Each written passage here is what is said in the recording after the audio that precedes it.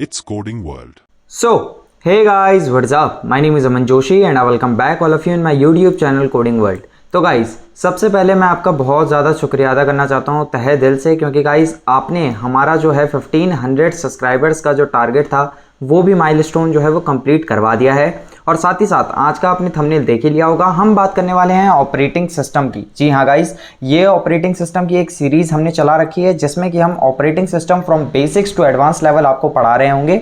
पिछले जितने भी 3 या 4 लेक्चर हमने ऑपरेटिंग सिस्टम के डाले हैं उनमें आज तक हमने सिर्फ और सिर्फ थ्योरी की बात करी थी, लेकिन गाइस आज हम सिर्फ थ्योरी की बात नहीं कर रहे होंगे। आज मैं आपको कोडिंग भी करके दिखाने वाला हूं ऑपरेटिंग सिस्टम के, ठीक है। साथ ही साथ हम ये देख रहे होंगे कि क्यों ये थोड़ी सी अलग रहती है हमारी जो नॉर्मल कोडिंग हम करते हैं उससे, ठीक है। और आज स्पेशली हम बात करने वाले हैं सिस्टम कॉल्स की, ठीक है। अगर आपने कभी ना कभी कर्नल सुना है तो वो भी मैं आपको बताऊंगा कि एक्चुअली में कर्नल क्या होता है, सिस्टम कॉल्स क्या होती हैं। और साथ ही साथ आज हम जो प्रोग्राम हम देख रहे होंगे वो हम इम्प्लीमेंट करेंगे फॉर्क फंक्शन को यूज़ करके, ठीक है। फॉर्क फंक्शन सिस्टम कॉल के ही अंदर आता है, ठीक है। अब इन सारी चीज़ों को तो हम बाद में देख लेंगे, लेकिन आज मैं आपको एक और ख़ास चीज़ बताने वाला हूँ। वो क्या है सर? वो ये है कि अगर आप ऑपरेटिंग सिस्टम के साथ साथ इंटरेस्टेड हो एथिकल हैकिंग में, तो गाइज हमने एथिकल हैकिंग की भी एक प्लेलिस्ट जो है वो पूरी मतलब काफ़ी ज़्यादा कंप्लीट कर रखी है, ठीक है। और भी उसमें आगे जो है चल के वीडियोस आ रही होंगी, ठीक है। लेकिन अभी आप इतनी ही देखो, ये भी बहुत है। पहली वीडियो ही 10.5 घंटे की है, तो समझ सकते हो 12 वीडियो कंप्लीट करने में आपको कितना टाइम लग जाएगा। साथ ही साथ अगर आप इंटरेस्टेड हो डेटा स्ट्रक्चर्स में, तो वो भी मैंने काफ़ी चीज़ें पढ़ा रखी हैं, ठीक है। प्रिम्स एल्गोरिथम हो गई, डाइजेक्स्ट्रास एल्गोरिथम हो गई। गाइस पूरा टेक की चीज़ें आपको मेरे चैनल पर देखने को ज़रूर मिलेंगी, ठीक है। तो प्लीज़ यार एक बार चैनल को पूरा विजिट करना, ठीक है। अच्छे से गो थ्रू करना, क्या पता आपको कोई ना कोई चीज़ पसंद आ जाए, ठीक है। और हो सके तो वीडियो लाइक शेयर और सब्सक्राइब जरूर करना गाइस, ठीक है। अपना फीडबैक जरूर बताना आपको कैसी लगी है वीडियो। अब बिना टाइम वेस्ट करे हम चलते हैं अपनी पीपीटी पे, ठीक है।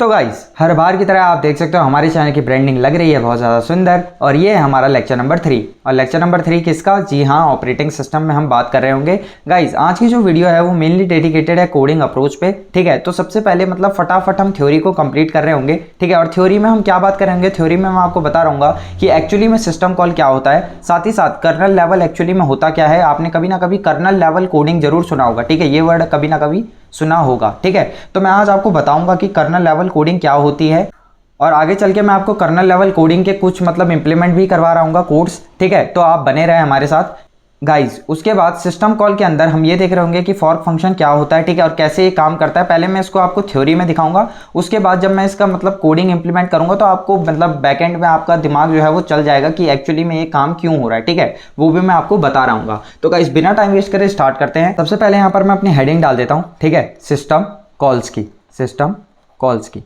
तो गाइज ध्यान से सुनना, सिस्टम कॉल को समझने से पहले बस इतना समझ लो कि ये आपको एक इंटरफेस प्रोवाइड करता है, इंटरफेस प्रोवाइड करता है। सर इंटरफेस किस चीज़ का? देखो इंटरफेस का मतलब ही, ठीक है, अपने आप में होता है एक ऐसी विंडो, ठीक है, एक ऐसा दरवाज़ा समझ लो जो कि आपको एक एंड से, यानी कि इस तरफ वाला जो है वो ए तरफ का और बी तरफ को अगर आपको कनेक्ट करना हो आपस में, तो बीच में एक गेट जैसा है, ठीक है। अब ये ए और बी हो क्या सकते हैं? अब जो आपका सिस्टम कॉल होता है वो एक इंटरफेस होता है बिटवीन, ठीक है, बिटवीन एन एप्लीकेशन।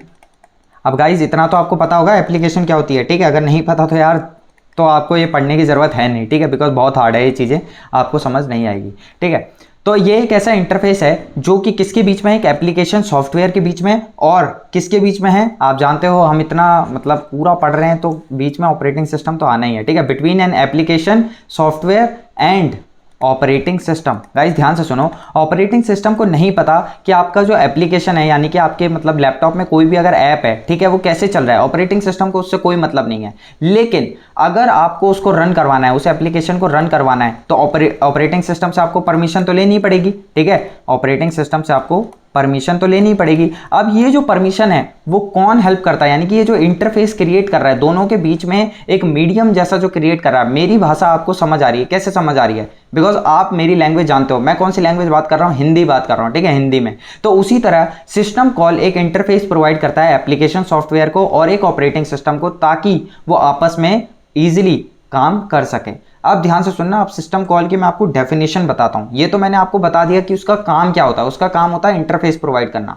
लेकिन सिस्टम कॉल एक ऐसे फंक्शंस होते हैं, यहीं पे मैं नीचे मेंशन कर देता हूं, सिस्टम कॉल जो है, ठीक है, यहां पर मैं लिख देता हूं सिस्टम कॉल्स, ठीक है। सिस्टम कॉल्स ऐसे फंक्शंस होते हैं, ऐसे फंक्शंस होते हैं जो कि प्रोवाइड करता है कौन? ऑपरेटिंग सिस्टम, जो कि प्रोवाइड करता है ऑपरेटिंग सिस्टम, ताकि जो आपका यूजर है, ठीक है, यहां पर गाइस मेरे को लग रहा है थोड़ी स्पेस नहीं है, ठीक है, तो हम पीछे चल के मैं आपको इसको समझा देता हूं, ठीक है। यहां पर मैं लिख देता हूं सिस्टम SYS, ठीक है, कॉल्स, समझ जाना आप तो, ठीक है। सिस्टम कॉल्स क्या है? मैंने अभी क्या बोला? सिस्टम कॉल्स सर ऐसे फंक्शंस होते हैं, ठीक है, जो कि प्रोवाइड करता है कौन? Operating system. अब ऑपरेटिंग सिस्टम इसको क्यों प्रोवाइड करता है? ताकि जो आपके यूजर लेवल प्रोग्राम्स हैं, ताकि जो आपके यूजर लेवल प्रोग्राम्स है। सर अब ये यूजर लेवल प्रोग्राम्स क्या होते हैं? ध्यान से सुनो। आज तक आपने किसी भी लैंग्वेज में कोई भी कोड लिखा हो, C हो, C++ हो, जावा हो, ठीक है, पाइथन हो, कोई भी लैंग्वेज में आपने कोड लिखा हो, तो वो गाइस यूजर लेवल प्रोग्राम्स होते हैं, ठीक है। अब यूजर लेवल प्रोग्राम आपने लिख दिया, ठीक है, लेकिन अब आप क्या चाहते हो? आप चाहते हो कि सर आपकी जो एप्लीकेशन है वो रन हो, ठीक है। तो अब यूजर क्या चाहता है? यूजर चाहता है कि वो ना कुछ सर्विसेज को यूज कर सके, कुछ सर्विसेज को यूज कर सके। सर कैसी सर्विसेज? मैंने अभी आपको बताया ना, एप्लीकेशन को अगर आपको रन करवाना है तो कौन हेल्प करेगा? ऑपरेटिंग सिस्टम हेल्प करेगा। अब ऑपरेटिंग सिस्टम आपको पता है ना कौन कौन से होते हैं? लेट से मैं आपको बता देता हूं, विंडोज हो गया, लिनक्स हो गया, ठीक है, उबंटू हो गया आपका। तो गाइज ये सारी चीजें जो हैं वो सारे ऑपरेटिंग सिस्टम है, ठीक है। ये यूजर को हेल्प करते हैं, ताकि अगर उसको कोई भी सर्विस चाहिए तो ऑपरेटिंग सिस्टम उसकी हेल्प कर देगा। लेकिन बीच में कौन होना चाहिए? बीच में होना चाहिए आपका एक सिस्टम कॉल्स, जो कि क्या है? फंक्शंस है। अब गाइस देखो, ये फंक्शंस इतनी आसानी से नहीं मिलते यूजर को, उसके लिए यूजर को रिक्वेस्ट करनी पड़ती है। किससे? से कर्नल से। अब सर ये कौन सी नई टर्म आ गई? पहले ही सर थोड़ा कंफ्यूजन था, आपने तो और क्रिएट कर दिया। ध्यान से सुनो, चलो कोई बात नहीं, ठीक है, कभी कभार हो जाती है। मैं अभी इसको फिर से गो थ्रू कर दूंगा। अब मैंने पूरा जो मैप है वो इंप्लीमेंट कर दिया है। अब मैं आपको ढंग से बताता हूं। पहले मैं आपको बताता हूं कर्नल क्या होता है, तब आपको ज्यादा अच्छे से समझ आएगा। गाइस ध्यान से सुनना, कभी भी कर्नल वर्ड आपके सामने आ जाए तो इतना समझ जाना कि कर्नल लेवल कोडिंग जो होती है, ठीक है, कर्नल लेवल कोडिंग वो आपकी हेल्प करती है कि आप यूटिलाइज कर सको। आप क्या कर सको? यूटिलाइज कर सको। अगर यूटिलाइज क्या कर सके हम? देखो, यूटिलाइज का मतलब ये होता है कि रिसोर्स कंजप्शन, ठीक है। अगर आपको डायरेक्टली, ठीक है, अगर आपको क्या करना हो? डायरेक्टली हार्डवेयर को एक्सेस करना हो। सर कौन से हार्डवेयर की बात हो रही है? यही जो आपका कंप्यूटर का हार्डवेयर है। लेट से आपका जो वेब है, ठीक है, वेब कैम है, ठीक है, आपका जो एक कैमरा है वो क्या है? हार्डवेयर है ना अपने आप में। तो गाइज आप यूजर लेवल प्रोग्राम से कभी भी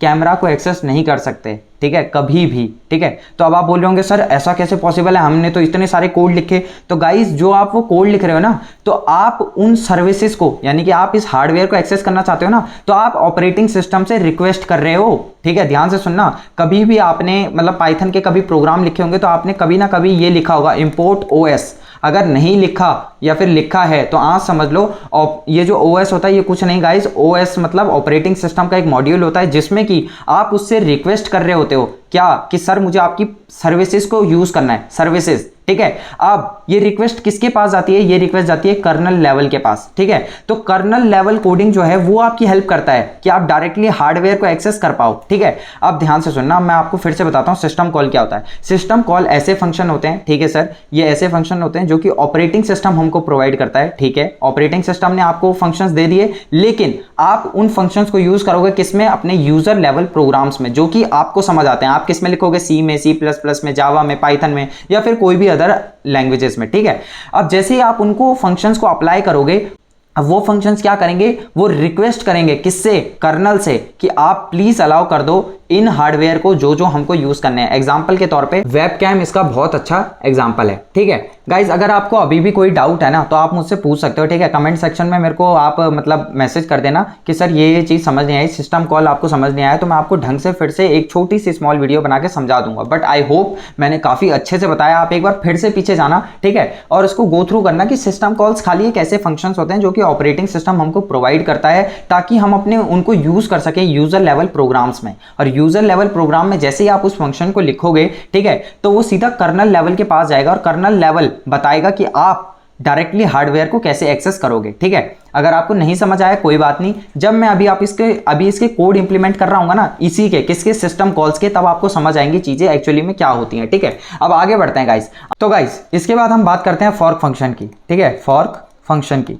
गाइस एक मिनट, फॉर्क फंक्शन को समझाने से पहले मैं आपको हल्का सा फिर से एक चीज बता देता हूं। जो आपका सिस्टम कॉल होता है ना, सिस्टम कॉल्स, वो अभी तक आपको इतना पता चल चुका है कि वो क्या होता है, वो अपने आप में फंक्शंस होते हैं। ये फंक्शंस कई सारे टाइप के होते हैं, लेकिन एक चीज याद रखना, आप नॉर्मली इनको अपने यूजर लेवल कोड में लिखोगे, यानी कि अगर आपने इनको यूजर लेवल कोड में अपने लिखा, कोड कह रहा हूँ या फिर आप प्रोग्राम कह सकते हो, तो ये डायरेक्टली नहीं चलते, ठीक है। डायरेक्टली आप इनको नहीं चला सकते, मैं आपको गारंटी देता हूँ। आप क्या करना, अभी अपना VS कोड ओपन करना, ठीक है, VS कोड ओपन करना, कोई भी एक इंट मेन का प्रोग्राम लिख लेना, उसमें फॉर्क फंक्शन को मेंशन करके, ठीक है, रन कर देना। आपको देखने को मिलेगा कि ये एरर दे रहा होगा, बिकॉज सिस्टम कॉल के फंक्शंस को आप ऐसे नॉर्मली एक्सेस नहीं कर सकते, ठीक है। अब आप कैसे कर सकते हो वो भी मैं आपको बता देता हूँ। उससे पहले इतना जान लो कि सिस्टम कॉल्स में बहुत सारे बेसिक फंक्शंस आते हैं, ठीक है। कुछ बेसिक फंक्शंस मैं आपको बता देता हूँ। एक होता है ओपन फंक्शन, ठीक है, एक होता है रीड फंक्शन, ठीक है, उसी तरह एक होता है फॉर्क फंक्शन, यानी कि अब आप समझ गए होंगे कि ये फॉर्क फंक्शन क्या है, अपने आप में एक सिस्टम कॉल है, ठीक है। इसका अभी मैं आपको यूज करके भी दिखाऊंगा कि एक्चुअली में ये फॉर्क फंक्शन क्या कर रहा होता है। तो गाइस, फॉर्क फंक्शन आपकी हेल्प करता है किसी भी प्रोसेस का, अगर आपको डुप्लीकेट प्रोसेस क्रिएट करना हो तो उसके लिए हम यूज करते हैं फॉर्क फंक्शन। अगर आपको नहीं पता प्रोसेस क्या होते हैं तो ऊपर आई टैब में जाके गाइस प्रीवियस वीडियोस देख लेना, तब आपको समझ आ जाएगा कि प्रोसेस किन प्रोसेस की बात मैं आपसे कर रहा हूं, ठीक है। लेट्स से मैंने एक सिंपल सा कोड लिखा, ठीक है, जिसमें कि मैंने यूज करा इंट मेन, ठीक है, इंट मेन, और इसमें मैंने प्रिंट करवा दिया कोडिंग वर्ल्ड, ठीक है, इसमें मैंने प्रिंट करवा दिया कोडिंग वर्ल्ड। तो गाइस अपने आप में ये क्या है, ये एक प्रोसेस है, ठीक है। तो मैंने क्या करा, मैंने बोला कि यार मैं एक ना फॉर्क फंक्शन को यूज करूंगा और जो मेरा ये प्रोसेस है, ठीक है, इसका मैं एक चाइल्ड प्रोसेस क्रिएट कर दूंगा। अगर इस प्रोसेस का मैं एक चाइल्ड का मतलब आप समझ रहे हो, चाइल्ड प्रोसेस क्रिएट कर दूंगा, लेकिन एक चीज गाइस याद रखना, ये जो आपका चाइल्ड प्रोसेस क्रिएट होगा ना, इसकी वर्किंग भी डिट्टो सेम होगी। जी हाँ गाइस, यानी कि जो आपका पहले वाला प्रोसेस था उसकी डुप्लीकेट कॉपी क्रिएट कर देगा ये। लेकिन अब इसकी एक बेस्ट पार्ट ये है कि अगर आप एक को भी रन करते हो, यानी कि अगर आपने पहले वाले प्रोसेस को रन किया तो उसके पैरेलल में चाइल्ड वाला प्रोसेस भी रन हो रहा होगा, ठीक है। तो अब आप एक बताओ, अगर ये जो मैंने नया वाला प्रोसेस क्रिएट करा है इसको मैं चाइल्ड प्रोसेस कह रहा हूं, तो ये जो पुराना वाला यानी कि जो मेन वाला प्रोसेस है, क्या मैं उसको पेरेंट प्रोसेस कह सकता हूं? बिल्कुल कह सकता हूं, ठीक है, ये कहते भी हैं। तो फॉर्क फंक्शन आपकी क्या हेल्प करता है, किसी भी एक प्रोसेस का चाइल्ड प्रोसेस क्रिएट कर देता है, लेकिन ये जो चाइल्ड प्रोसेस है ये बिल्कुल ट्रू कॉपी होता है, ठीक है, बिल्कुल ट्रू कॉपी होता है किसका, पेरेंट का। लेकिन एक चीज का अंतर होता है, इस वाले प्रोसेस को यानी कि जो चाइल्ड प्रोसेस होता है, ठीक है, उसको ये रिटर्न करता है 0, उसको ये क्या रिटर्न करता है 0, और पेरेंट प्रोसेस को क्या रिटर्न करता है, चाइल्ड प्रोसेस की PID, ठीक है, PID। अब आप बोलोगे सर ये PID क्या होता है, ID का मतलब तो आप समझ गए होंगे, यस सर उसकी ID है। P का मतलब होता है प्रोसेस, कहीं भी आपको PID पढ़ने को मिल गया ना, तो PID का मतलब होता है प्रोसेस ID, प्रोसेस ID। तो मैंने अभी आपको क्या बोला कि अगर आपका पेरेंट प्रोसेस आपने रन करवाया तो ये क्या रिटर्न करेगा, पेरेंट प्रोसेस को चाइल्ड प्रोसेस की ID, और चाइल्ड प्रोसेस को क्या रिटर्न करेगा, रिटर्न करेगा 0। ये चीज याद रखना, फॉर्क फंक्शन की वर्किंग होती है, ठीक है। अगर आपको अभी भी समझ नहीं आया तो आगे जो है इस डायग्राम में आपको बहुत अच्छे से मैं आपको समझाने वाला हूं, ठीक है। और यहाँ पे मैं एक डिफरेंट कलर ले लेता हूं ताकि आपको और अच्छे से ज्यादा समझ आए, ठीक है। तो लो गाइस, सबसे पहले यहाँ पे मान लो कि आपके पास एक प्रोसेस है, आपके पास क्या है, एक प्रोसेस है, ठीक है। इस प्रोसेस को मैं क्या बोल रहा हूं, इस प्रोसेस को मैंने बोल दिया parent process. Sir parent process आपने क्यों बोला, बिकॉज अभी तक ये अपने आप में एक सिंगल प्रोसेस था, ठीक है। मैंने यूज करा फॉर्क फंक्शन का, ठीक है। जैसे ही मैंने फॉर्क फंक्शन का यूज करा, ये एक सिस्टम कॉल है, ठीक है, जो कि ऑपरेटिंग सिस्टम ने हमको प्रोवाइड करा है ताकि हम इसको अपने यूजर लेवल कोड में लिख सकें। मैंने जैसे ही यूजर लेवल कोड में फॉर्क फंक्शन को अप्लाई किया, वैसे ही इसने कर्नल के पास जाके एक रिक्वेस्ट करी कि हमको यूटिलाइज करने हैं आपके कुछ रिसोर्सेज। तो उसने क्या करा, उसने बोला अच्छा, फॉर्क फंक्शन का वर्किंग तो ये थी कि आपका जो प्रोसेस है उसका एक डुप्लीकेट सब प्रोसेस क्रिएट हो जाएगा, यानी कि चाइल्ड प्रोसेस, ठीक है। इसको हम क्या बोलते हैं, चाइल्ड प्रोसेस। तो यहां पर मैं लिख देता हूं एक चाइल्ड आपने क्रिएट कर दिया, चाइल्ड 1 लिख लो, ठीक है। मैं आपको और अच्छे से समझाना चाहता हूं। यहां पर मैं क्या लिख देता हूं, यहां पर मैं लिख देता हूं पेरेंट, ठीक है। अब मान लो इस प्रोसेस का काम क्या था, सर इस प्रोसेस का काम था प्रिंट करवाना, ठीक है। सिंपल सा एक काम था इसका काम था सर प्रिंट एफ, ठीक है। मैं C में लिख रहा हूं ये code, print F hello world, ठीक है, प्रिंट एफ हेलो वर्ल्ड। तो सर इस वाले प्रोसेस का काम था खाली हेलो वर्ल्ड प्रिंट करवाना। जैसे ही मैंने फॉर्क फंक्शन को अप्लाई किया, ठीक है, क्या हुआ, 2 नए प्रोसेस क्रिएट हो गए। एक तो पेरेंट वाला था जो पहले ही था, एक नया चाइल्ड प्रोसेस जो है वो क्रिएट हो गया। अब ये काम क्या करेगा, सर ये भी क्या हेलो वर्ल्ड प्रिंट करेगा? जी हाँ गाइस, ये भी डिट्टो हेलो वर्ल्ड प्रिंट करेगा। बस सर अंतर कैसे पता करना है कि ये दोनों कौन चाइल्ड है कौन पेरेंट है, मैंने अभी आपको बताया। अगर आपको पता करना है कौन सा चाइल्ड है तो आप ये चेक करना कि ये रिटर्न क्या कर रहा है। चाइल्ड वाला क्या रिटर्न कर रहा होगा, रिटर्न 0 कर रहा होगा, ठीक है, 0 रिटर्न कर रहा होगा। और पेरेंट वाला क्या रिटर्न कर रहा होगा, चाइल्ड की PID। और आपको अभी मैंने बताया PID क्या होता है, प्रोसेस ID, ठीक है, सिंपल, और कुछ नहीं। यहां पे मैं लिख देता हूं नंबर ऑफ प्रिंट, ठीक है, कितनी बार प्रिंट हुआ। देखो जब तक आपने फॉर्क को अप्लाई नहीं किया था स्टार्टिंग में, तो ये कितनी बार प्रिंट हुआ, ये सिर्फ सिंगल बार प्रिंट करा। ठीक है, अब यहाँ पे मैं डॉटेड करके आपको दिखा देता हूँ ताकि आपको बहुत अच्छे से समझ आए कि कैसे फॉर्क फंक्शन काम कर रहा है। ठीक है, जैसे ही आपने फॉर्क फंक्शन को अप्लाई किया, अब यहाँ पर पेरेंट वाला जो है वो एक बार हेलो वर्ल्ड प्रिंट करेगा। यस सर, अब देखो पेरेंट ने तो एक बार हेलो वर्ल्ड प्रिंट कर दिया, लेकिन अब चाइल्ड भी तो क्रिएट हो चुका है, तो चाइल्ड भी तो अपना हेलो वर्ल्ड प्रिंट करेगा। जी हाँ सर, तो अब यहाँ पे नंबर ऑफ प्रिंट कितने हो गए, 2 प्रिंट हो गए। ठीक है, देखो हमने फॉर्क फंक्शन जब एक बार अप्लाई किया तो कितनी बार प्रिंट हुए, 2 बार। जैसे मैंने फॉर्क फंक्शन को अप्लाई किया 2 बार प्रिंट हो गया ना। यस सर, तो एक बार मैंने इसके आगे और कर दिया, यानी कि अब ध्यान से सुनना, कंफ्यूज मत होना। एक बार मैंने अप्लाई किया, यस सर, उसी कोड में मैंने नीचे एक और फॉर्क फंक्शन लिख दिया, फिर से एक बार ऊपर लिखा, एक बार उसी के जस्ट नीचे लिख दिया।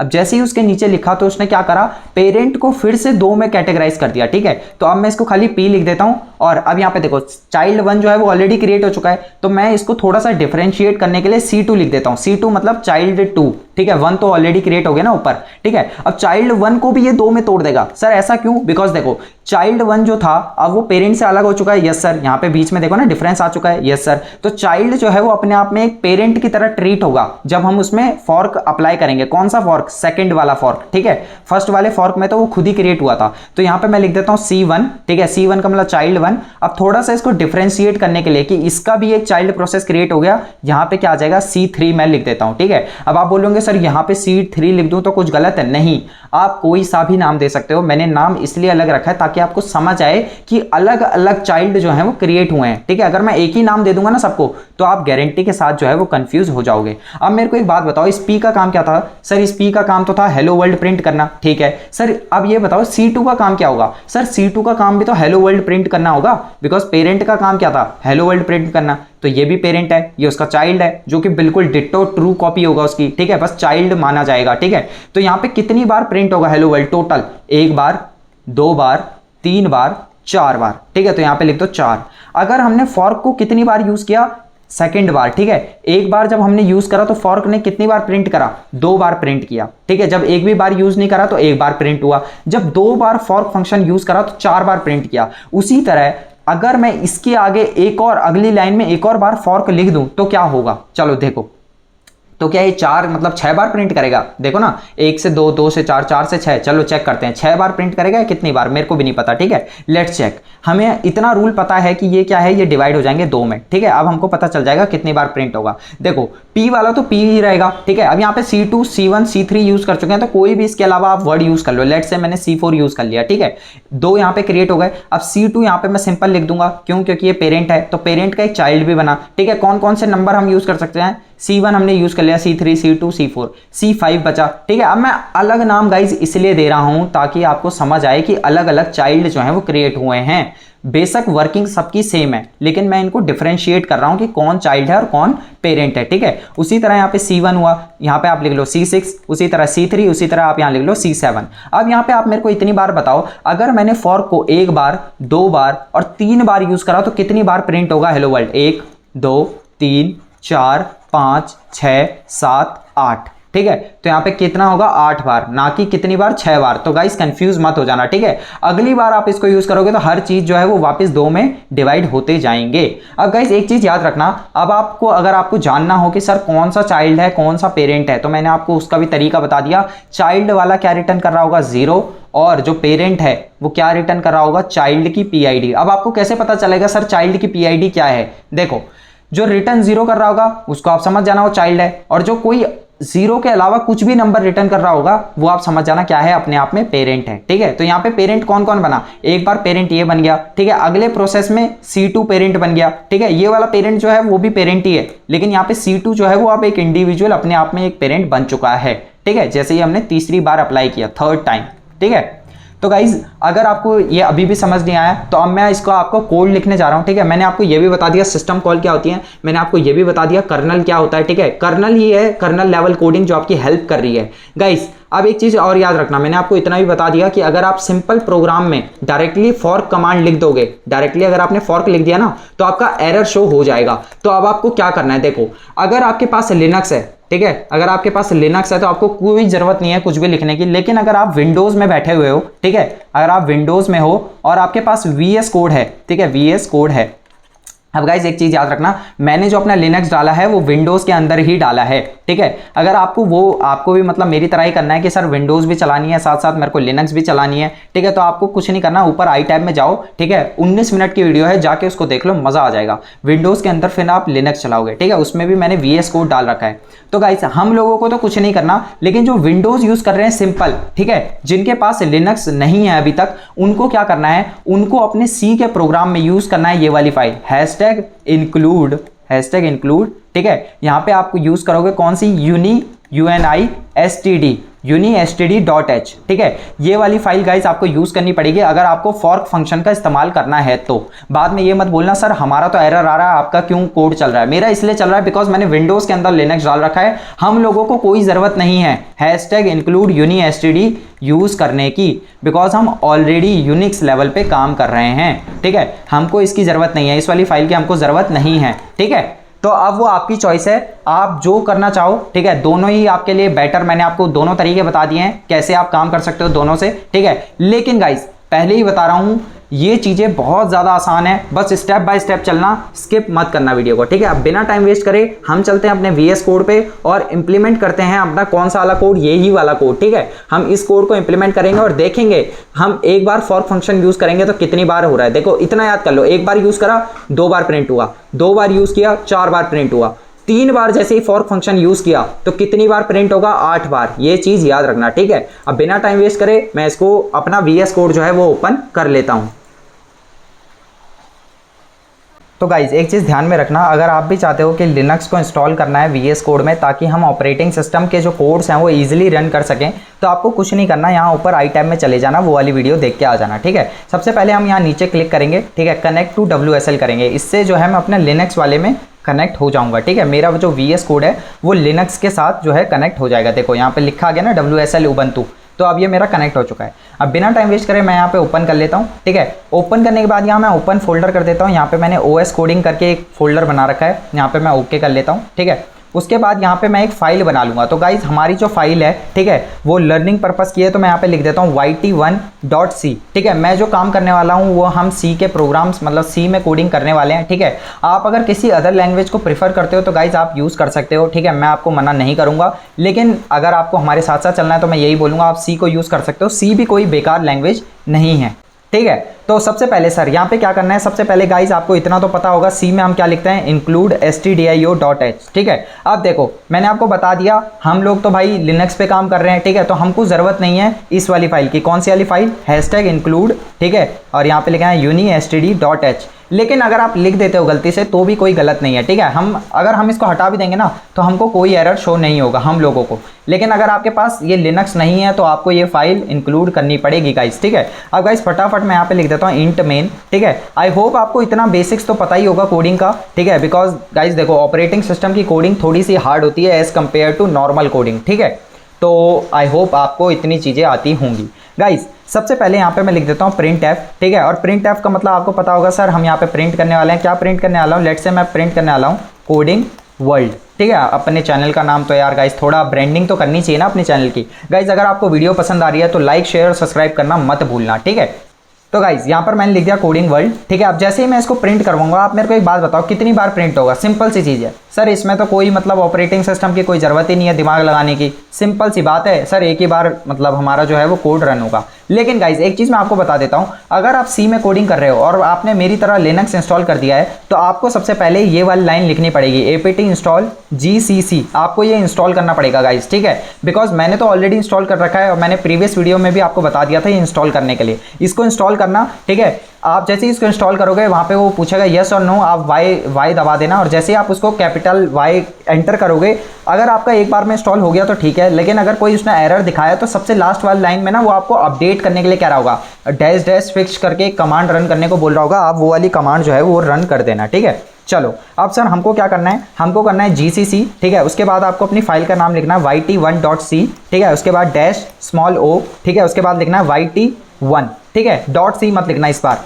एंटर कर दिया। देखो अगर कोई भी अभी एरर होता ना तो ये हमको मतलब आगे चलने नहीं देता, इसका मतलब हमारी फाइल में कोई एरर नहीं है, ठीक है। उसके बाद आपको लिखना है, ठीक है, ./, ठीक है। उसके बाद आपको लिखना है yt1, ठीक है, एंटर कर देना। जैसे ही मैंने एंटर करा देखो यहाँ पे क्या आ गया, कोडिंग वर्ल्ड। अब यहाँ पे देखो ये जो है ये थोड़ा सा अजीब सा लग रहा है हमको, ठीक है। तो अगर आप चाहते हो ये ना हो तो आप ये, ठीक है, एन भी लगा देना ताकि उससे थोड़ा सा अच्छा आपको देखने को मिले। यहाँ पे मैं इसको सबसे पहले क्लियर कर देता हूँ, ठीक है, पूरी मैंने क्लियर कर दी। और इसके बाद मैं सॉरी यहाँ पे ये करा, उसके बाद अपनी फाइल को रन कर दिया, ठीक है। लो गाइस, कोडिंग वर्ल्ड जो है वो प्रिंट हो गया सिंपल एक बार। अब सर एक बात बताओ, यहाँ पर क्या मैंने अभी तक ऑपरेटिंग सिस्टम या सिस्टम कॉल का यूज़ करा? तो आंसर इज कैपिटल नो, ठीक है, बिल्कुल नहीं। तो गाइस यहाँ पर आप देख सकते हैं, यहाँ पे जो प्रिंट एफ आपकी वाली ये जो कमांड है, ये क्या कमांड है? ये एक प्रोसेस जो है वो आपका क्रिएट हो गया कि हाँ भाई हमें एक प्रिंट करनी है स्टेटमेंट, ठीक है। अभी तक हमने यहाँ सिस्टम कॉल का यूज़ करा नहीं किया सर, लेकिन अब हम कर लेते हैं, ठीक है। तो यहाँ पे हम लिखेंगे फॉर्क, ठीक है। फॉर्क लिखने के बाद यहाँ पे करा मैंने सेमीकोलन लगा दिया, ठीक है। जैसे ही मैं इसको रन करूंगा आपको क्या देखने को मिलेगा, ठीक है। यहाँ मैं वापस पीछे चल के दिखाता हूँ। जैसे हमने फॉर्क एक बार यूज़ किया था, कितनी बार प्रिंट हुआ था? 2 बार। तो चलो देखते हैं जो हमने थ्योरी में पढ़ा था क्या वो हमने सही भी पढ़ा था या नहीं। इसको मैं कर लेता हूँ कंट्रोल सेव, ठीक है। यहाँ मैं अपनी फाइल को कर लेता हूँ कंट्रोल सेव, ठीक है। और यहाँ पे क्या, मैं न्यू टर्मिनल पे वापस, और इस फाइल को फिर से मेरे को एक बार स्टार्टिंग से कंपाइल करनी पड़ेगी, ठीक है। याद रखना गाइस ये वाली चीज़। तो यहाँ पर मैं लिखूंगा GCC, ठीक है, क्या था, yt1.c, ठीक है, -o, उसके बाद yt अपनी फाइल का नाम, एंटर, ठीक है। देखो कोई भी एरर नहीं आया, इसका मतलब हमारा जो है वो सिंपली अपना जो हमारा काम है वो वापस हो गया, ठीक है। उसके बाद ./yt1, ठीक है, और यहाँ पे मैंने कर दिया एंटर।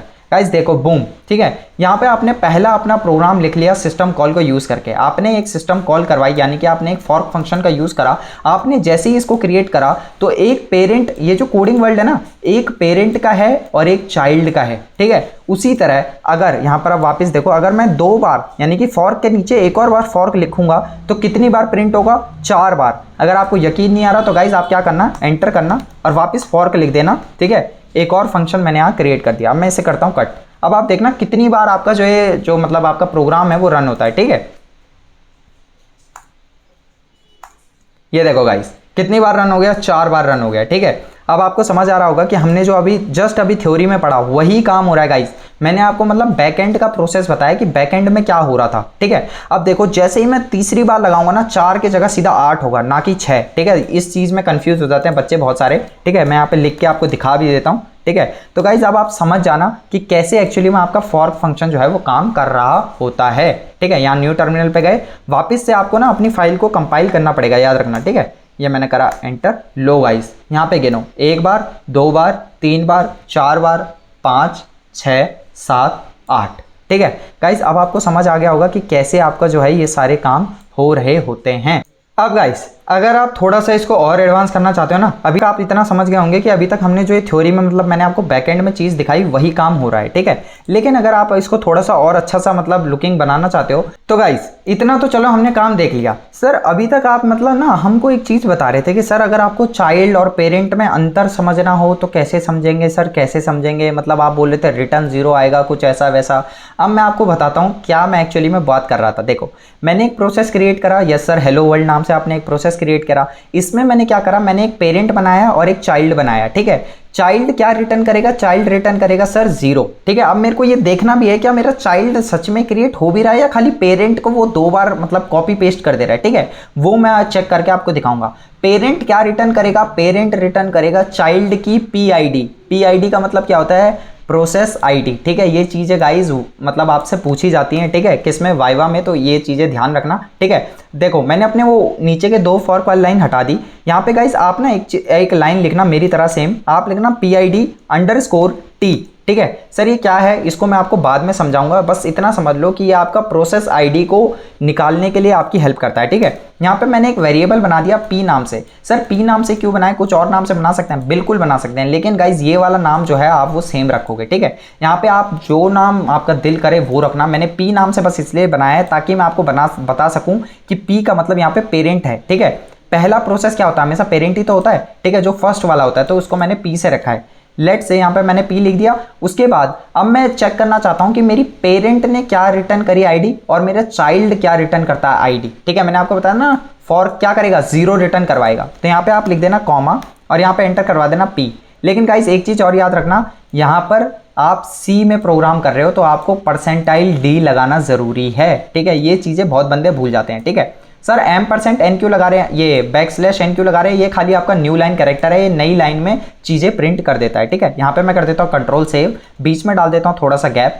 यानी कि अब आपका क्या प्रिंट होगा मैं आपको पहले बता देता हूँ। आपका प्रिंट होगा कोडिंग वर्ल्ड, उसके बाद बीच में स्पेस और सबसे पहले आपका चाइल्ड का पीआईडी प्रिंट होगा, यानी कि पेरेंट क्या रिटर्न कर रहा होता है, चाइल्ड की पीआईडी, ठीक है, प्रोसेस आईडी। और चाइल्ड क्या रिटर्न कर रहा होता है, चाइल्ड अपने आप में रिटर्न करेगा 0, ठीक है। ये फॉर्क फंक्शन हमारी हेल्प करता है, ठीक है। इसको मैं करता हूँ कंट्रोल सेव। अगर आपको समझ नहीं आई चीज़ें कोई बात नहीं, जब हम इसको रन करके आपको दिखा रहे होंगे तब आपको बहुत अच्छे से समझ आएगा, ठीक है।